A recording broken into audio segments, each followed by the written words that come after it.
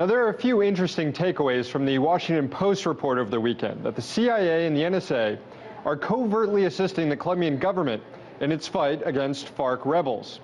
Now, it was just this month that the president of Colombia, Juan Manuel Santos, was at the White House meeting with President Obama. You see, this is a relationship that's very important to the White House, and in particular, President Obama's agenda of boosting U.S. exports.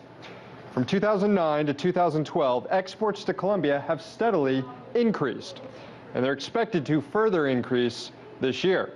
Also, Colombia is second only to Mexico in the amount of arms and equipment the U.S. has shipped to Central and South American countries since 2006. So clearly, a Colombia not in the midst of rebellion is pretty good for the U.S. economy. But what's good economically may not be legal.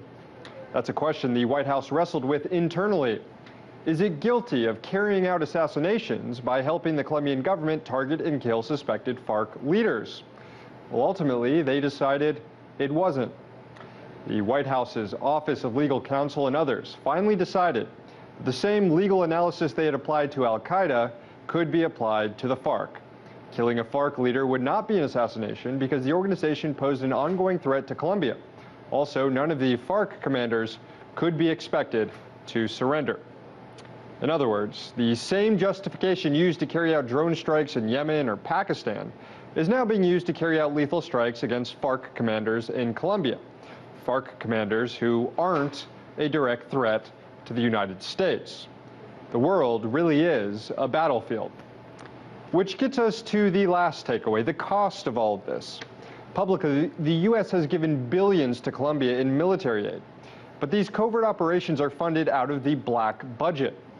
Now, we learned earlier this year through a Snowden disclosure that the CIA's budget for 2014 is $14.7 billion. The NSA's $10.8 billion. And specifically, covert missions combating terrorism received $17.2 billion this year. What does this mean? It means that Colombia is not the only, and may not even be the latest country, to be receiving help from the CIA and the NSA. In Washington, D.C., Sam Sachs, RT.